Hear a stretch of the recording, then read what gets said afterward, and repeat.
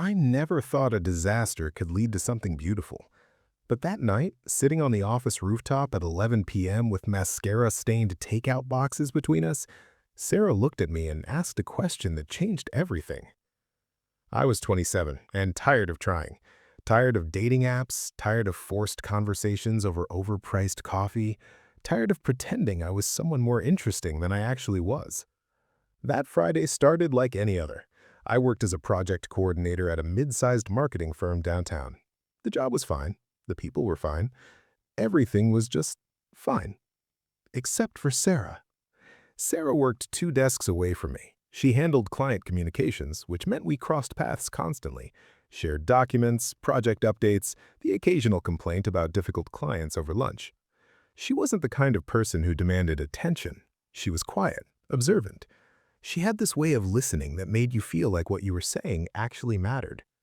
Dark hair always pulled back in a practical ponytail, minimal makeup. She wore cardigans even in summer because the AC was always too cold.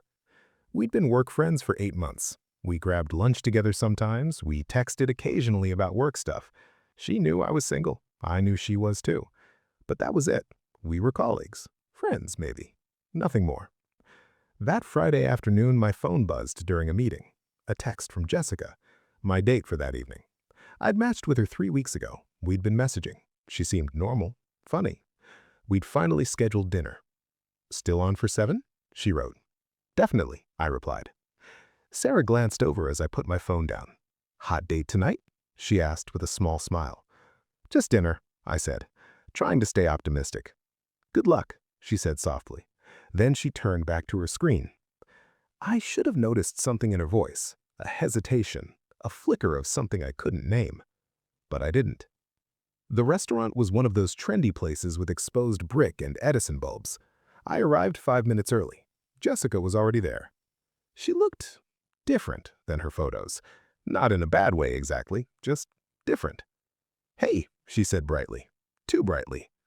We sat down, ordered drinks, and that's when things started unraveling. She talked. A lot. About her ex, about how he was emotionally unavailable, about how she wasn't over him but was trying to move on, about how she'd actually seen him earlier today and they'd had a really intense conversation. I nodded. I tried to contribute, but every time I spoke, she interrupted with another story about him. 30 minutes in, her phone buzzed. She glanced at it. Her expression changed.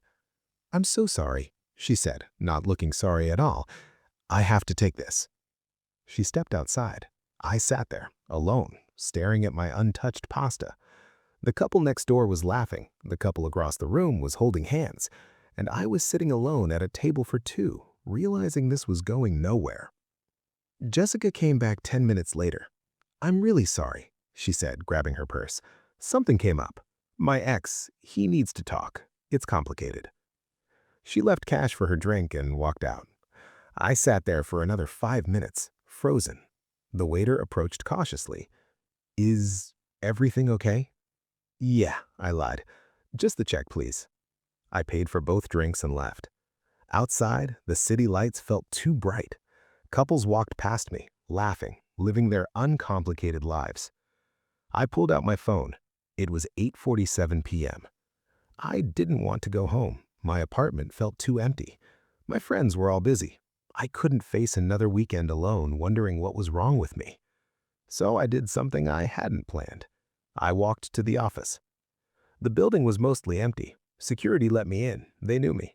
I took the elevator to the 5th floor. The lights were dimmed. Most desks were dark.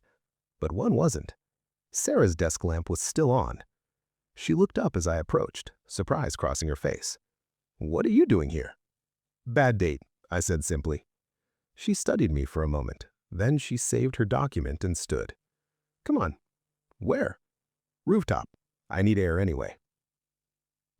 Our building had a rooftop terrace that technically wasn't supposed to be used after hours, but the door was never locked and sometimes people went up there to clear their heads. The city stretched out below us. Traffic sounds drifted up. The air was cool but not cold. Sarah leaned against the railing. "Want to talk about it?" I told her everything. The awkward conversation, the ex-boyfriend drama, getting abandoned mid-dinner. "I'm sorry," she said quietly. That sounds awful. It's fine, I said automatically. I'm used to it. You shouldn't have to be used to it. Something in her voice made me look at her. Really look at her. Her eyes were sad.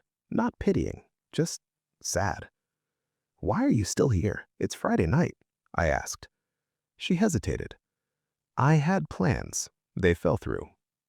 What kind of plans? I asked. The kind where someone cancels 2 hours beforehand because something better came up. We were quiet for a moment. I'm tired, she said softly. Not physically tired. Something deeper. Me too. I'm tired of pretending I'm okay with being alone. I'm tired of watching everyone else find someone. I'm tired of going home to an empty apartment and wondering what's wrong with me. Her voice cracked slightly on the last word. I'd never heard Sarah sound this way. Vulnerable. Raw. There's nothing wrong with you, I said. Then why does it feel like there is? I didn't have an answer. She turned to face me fully. Can I tell you something? Of course. I've been watching you for months.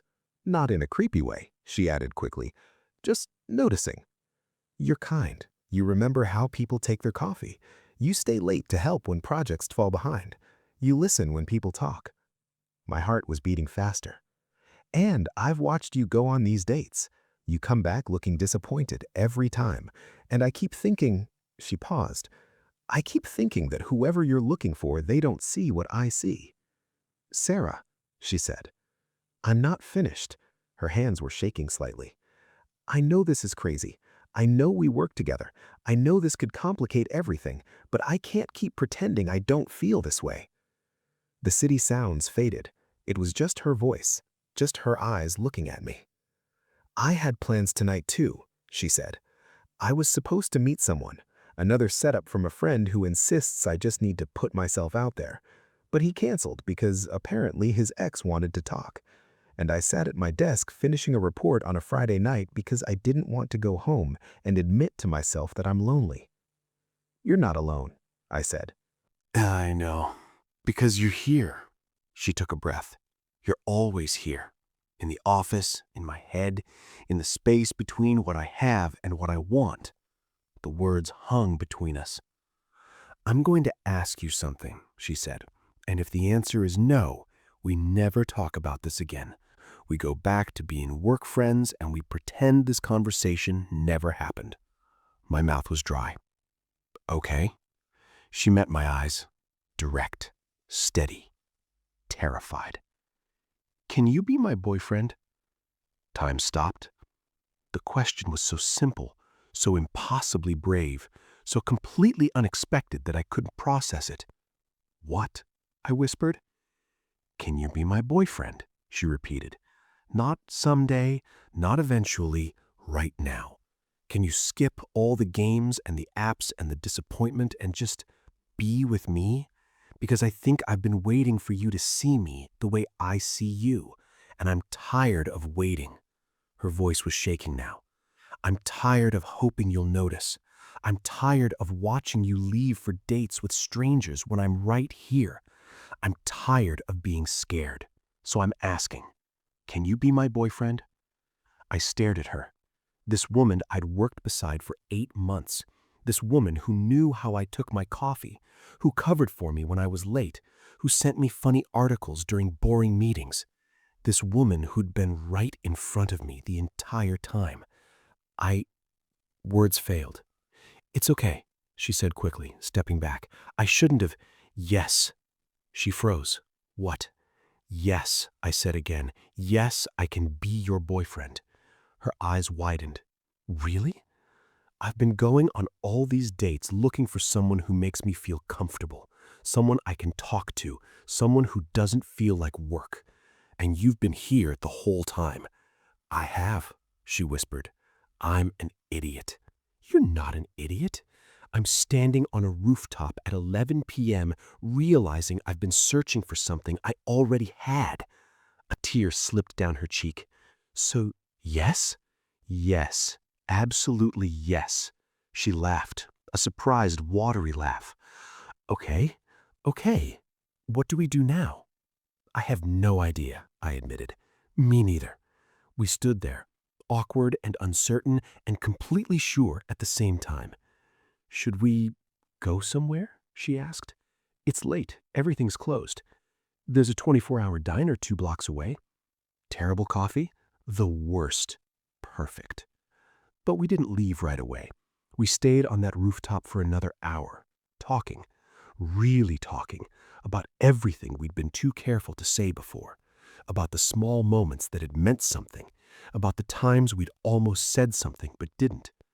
"Remember when we worked late on the Johnson pitch?" she asked. "The one where we ordered too much pizza? You gave me your jacket because I was cold. I went home and didn't wash it for 3 days because it smelled like you. I noticed you wearing it in your apartment one night. We were on a video call and I saw it hanging on your chair. You noticed? I notice everything about you. I just didn't let myself think about what that meant." She smiled. "We're both idiots." Agreed. We did go to the diner eventually. We ordered terrible coffee and shared fries and talked until 3 a.m. At some point, her hand found mine across the table. Her fingers were small and warm and they fit perfectly. "I'm scared," she admitted. "What if this doesn't work?" "What if it does?" "We work together. People will talk. Let them. What if we break up and everything becomes awkward? What if we don't break up?" She looked at me, really looked at me. "Are you sure about this?" "I've never been more sure of anything. Even though I basically ambushed you on a rooftop, especially because of that. That was the bravest thing I've ever seen." She squeezed my hand. "I didn't plan it. I was going to keep it to myself forever. But then you showed up looking so defeated, and I just couldn't anymore. I couldn't watch you hurt and not tell you that someone sees you, that I see you. I'm glad you did. Me too." We left the diner as the sky was starting to lighten, pre-dawn blue. The city was quiet. "I should get home," she said. "Get some sleep." "Can I walk you?" "You live in the opposite direction." "I don't care." We walked slowly. Neither of us wanted the night to end. At her building, she turned to me. "So, Monday, how do we do this?" "Honestly, I have no idea. We should probably keep it quiet at first, just until we figure out if—" "Sarah." "Yeah?" "I don't want to keep this quiet. I don't want to hide. I want everyone to know that I'm the luckiest person in the world because you asked me the bravest question I've ever heard." She bit her lip. "You're going to make me cry again." "Good." She laughed. Then she stood on her toes and kissed my cheek. Soft, brief, devastating. "Good night, boyfriend. Good night, girlfriend." She went inside. I stood there for a long moment watching her building, still feeling the ghost of her lips on my skin. Then I walked home through the empty streets, grinning like an idiot. Monday came. I was terrified. We hadn't discussed how to handle work, what to tell people, how to act.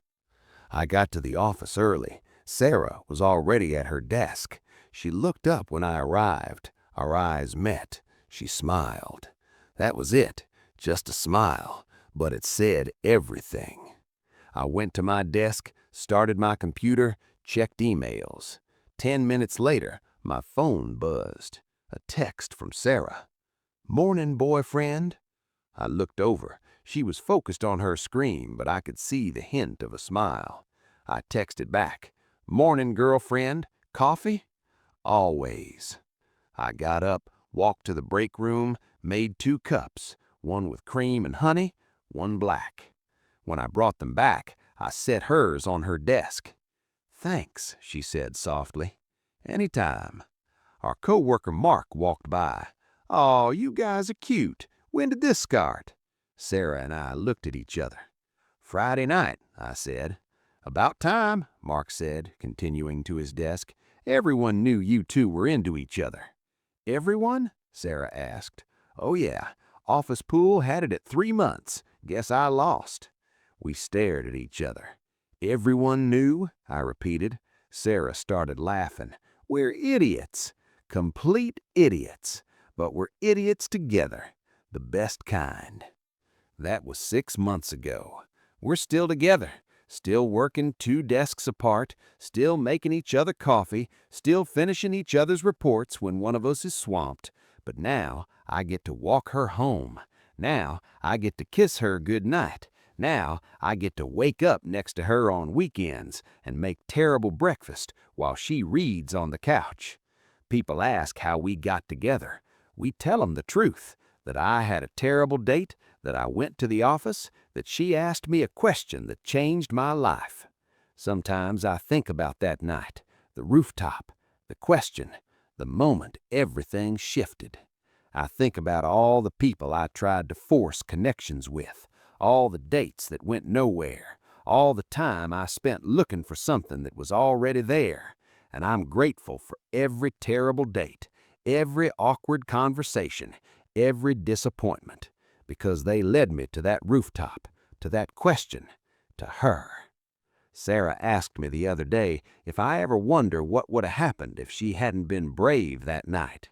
All the time, I admitted. What do you think? I think eventually I would have figured it out, but I'm glad I didn't have to. I'm glad you were braver than both of us. She kissed me. Best decision I ever made. Asking me out? No. Being brave enough to risk everything for something real. And that's what this is. Something real. Something that started with a terrible date and ended with the best question I've ever been asked. Can you be my boyfriend? Yes. Then, now, always. Yes.